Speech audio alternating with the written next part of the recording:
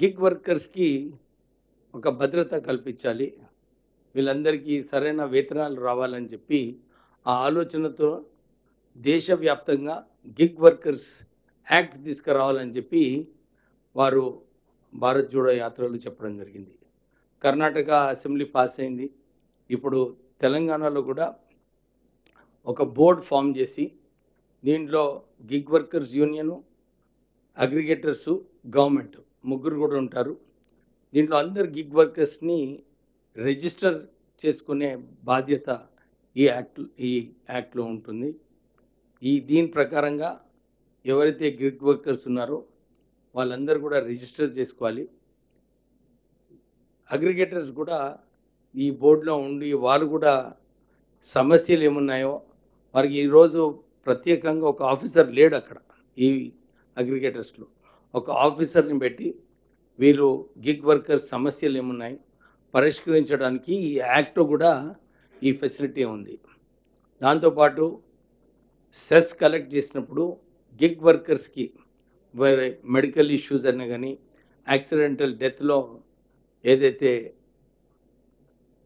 Cess ప్రకారంగా మనం వారికి ఫెసిలిటీస్ కల్పించవచ్చో ఇవన్నీ కూడా ఈ కొత్త గిగ్ యాక్ట్లో ఈరోజు క్యాబినెట్ ఆమోదం ఇవ్వడం జరిగింది.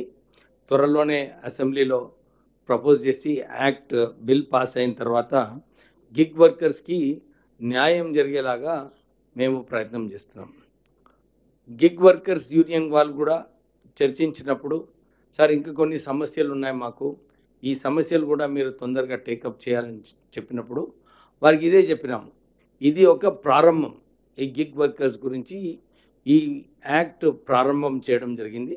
దీంట్లో ఏది మంచిగా ఉంటాయో ఏది ఇంకా ఎక్కువ ఇంప్రూవ్ చేయొచ్చో ఇవన్నీ కూడా సమస్యలు యాజ్ వి గో, ఎందుకంటే రూల్స్ అండ్ రెగ్యులేషన్స్లో కూడా చేంజెస్ చేసుకునే అవకాశం ఉంటుంది. సో ఇది కూడా దృష్టిలో పెట్టుకొని ఈ యాక్ట్ పాస్ చేయడం జరిగింది. మేము ఒక బ్రీఫ్ బుల్లెట్ పాయింట్స్ ఏదైతే ఉందో మా పిఆర్ఓ గారు మీకు సర్క్యులేట్ చేస్తారు. Any questions you can ask.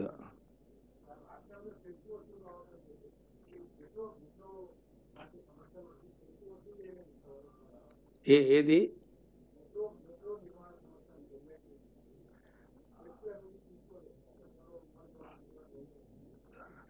Frankly నాకు దాని గురించి తెలియదు.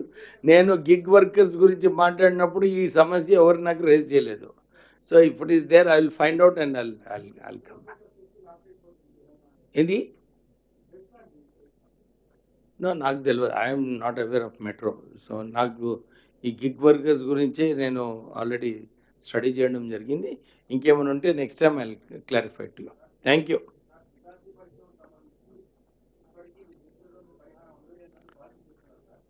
సిగాచి వర్కర్స్కి ఈరోజు కూడా చర్చించడం జరిగింది.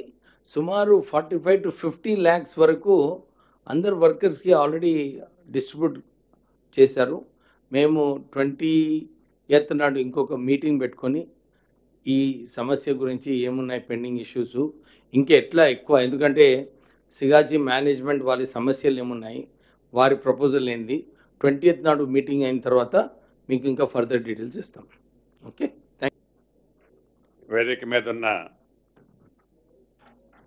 సహచర మంత్రివర్యులు మిత్రులు లక్ష్మణన్న గారికి, మరొక పెద్దన్న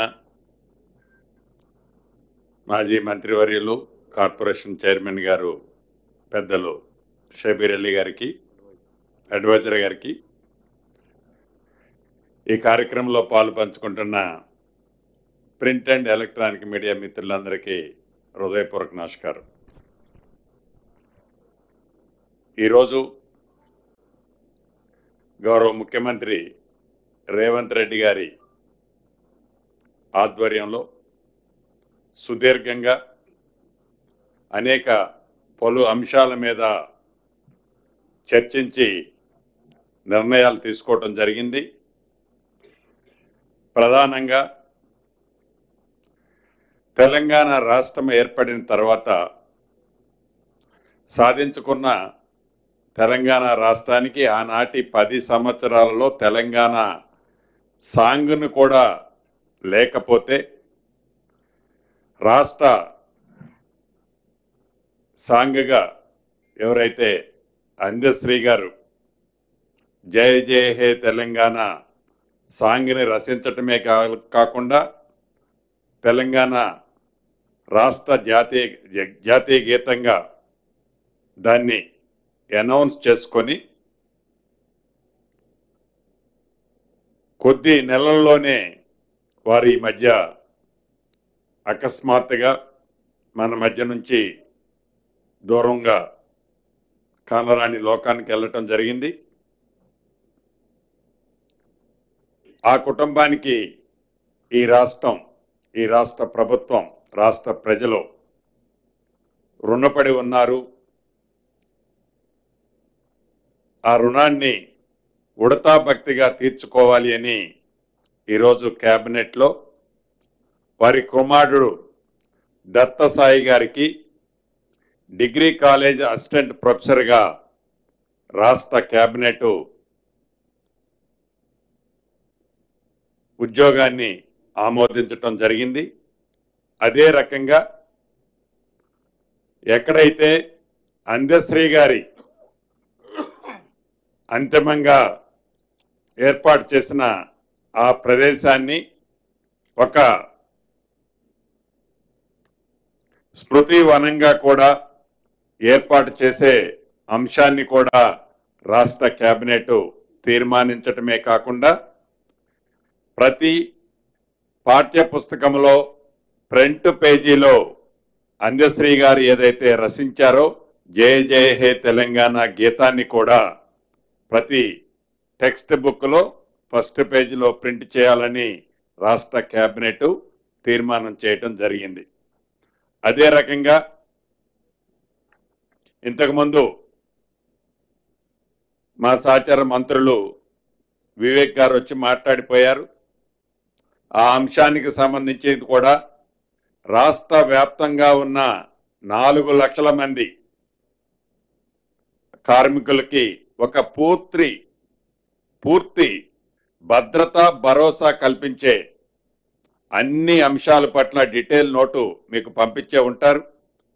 దాని పట్ల కూడా రాష్ట్ర కేబినెట్ మా నాయకులు రాహుల్ గాంధీ గారి ఆలోచనలకు అనుగుణంగా వారికి పూర్తి భద్రత కల్పించే విధంగా 4 లక్షల మంది, సుమారు 4 లక్షల మందిలో 3 లక్షల మంది వరకు హైదరాబాదు ఈ జిహెచ్ఎంసీ పరిధిలోనే నివసిస్తారు. వారందరికీ పూర్తి రక్షణ, భద్రత, భరోసా కల్పించే విధంగా ఈరోజు చట్టాన్ని కూడా కేబినెట్ ఆమోదించడం జరిగింది.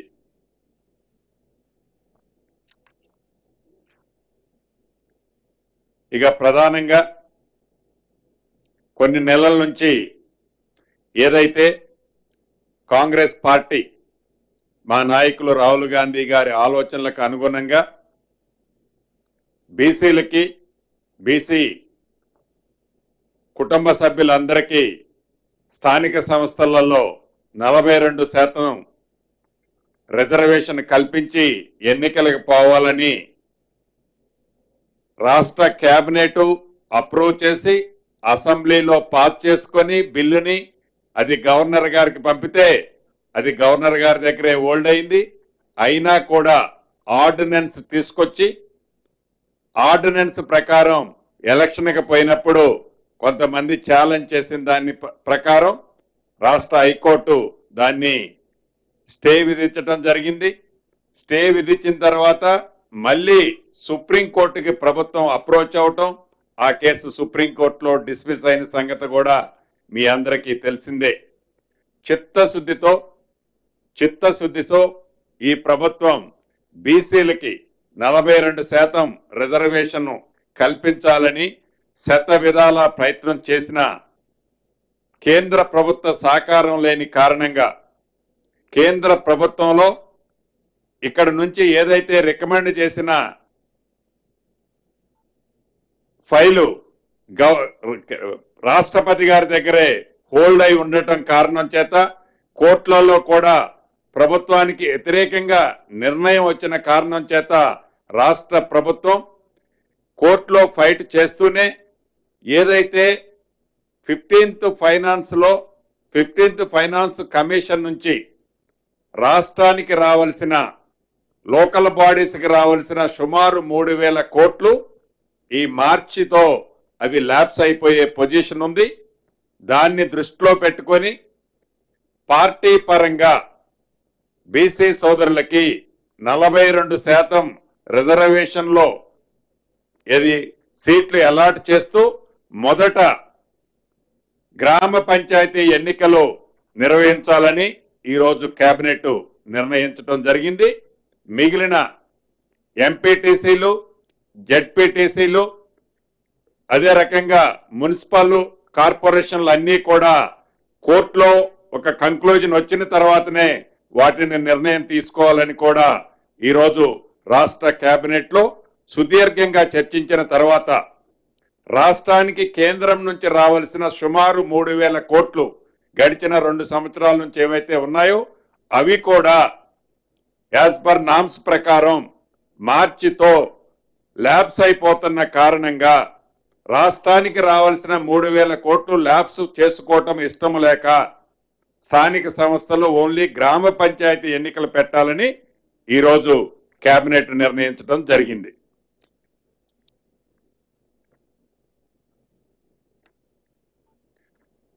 అదే రకంగా ఎస్ఆర్ఎస్పి స్టేజ్ 2 మెయిన్ కెనాల్ కి రామిరెడ్డి దామోదర్ రెడ్డి గారి పేరును కూడా గతంలోనే గౌరవ ముఖ్యమంత్రి గారు స్థానిక ప్రజల కోరిక మేరకు ఆ జిల్లా ప్రజాప్రతినిధుల కోరిక మేరకు ఏదైతే అభ్యర్థించారో ఆ అభ్యర్థిని అక్కడ స్టేజీ మీద అనౌన్స్ చేశారు. దాన్ని ఈరోజు రాష్ట్ర కేబినెట్ కూడా ఆమోదించడం జరిగింది. అదే రకంగా ఏదైతే ఔటర్ రింగ్ రోడ్డుకి ఓఆర్ఆర్ కి ఇన్నర్ సైడ్ ఉన్న ఏవైతే ఇండస్ట్రీస్ ఉండి ఆ ఇండస్ట్రీలు వివిధ కారణాల చేత షట్ డౌన్ ఉండి ఇండస్ట్రీస్ ఉండొద్దు అని కొన్ని నియమ నిబంధనలు outer ring road inner side industries ఉండొద్దని నియమ నిబంధనలు ఉన్నాయి. వాళ్ళని రీప్లేస్ చేయాలని గతంలోనే వాళ్ళకి నోటీసులు ఇవ్వటం జరిగింది. ఏవైతే industries lands outer ring road లోపల ఉన్నాయో వాటిని మినీ యూజ్ జోన్లుగా వాటిని చేయాలని ఆ చేసే దాంట్లో కూడా ఆ ప్లాట్ ఉన్న ఫ్రంట్ నున్న రోడ్డు విడ్త్ను బట్టి దానికి రాష్ట్ర ప్రభుత్వానికి కొంత ఫీజు కట్టే అంశాన్ని కూడా ఈరోజు కేబినెట్ ఆమోదించడం జరిగింది.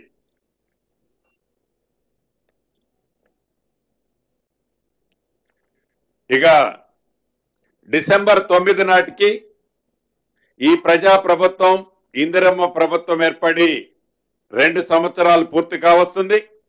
ఈ 2 సంవత్సరాల్లో పేదవాళ్ల కోసం సంక్షేమ కార్యక్రమాలతో పాటు రాష్ట్ర అభివృద్ధితో పాటు హైదరాబాద్ కోర్ ప్రాంతంలో అనేక అభివృద్ధి కార్యక్రమాలు ఏవైతే చేపట్టామో వీటన్నిటితో పాటు ఇండస్ట్రీల పాలసీని గతంలోనే అనౌన్స్ చేశాం.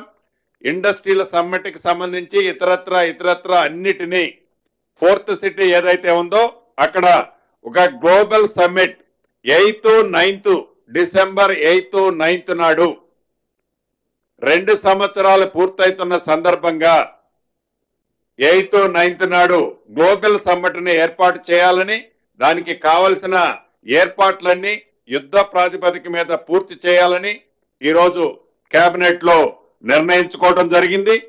అదే రకంగా డిసెంబర్ 9 నాడు తెలంగాణ రేజింగ్ 2047 విజన్ డాక్యుమెంట్ ని కూడా ఆవిష్కరించాలని రాష్ట్ర కేబినెట్ ఈరోజు కేబినెట్ లో నిర్ణయం తీసుకోవడం జరిగింది. ఇక దురదృష్టకరమైన సంఘటన ఏదైతే తెల్లవారుజామున సౌదీ అరేబియాలో జరిగిందో దానికి సంబంధించింది మా పెద్దన్న షబీర్ అలీ గారిని దాని గురించి మాట్లాడవలసిందిగా కోరుతున్నాను.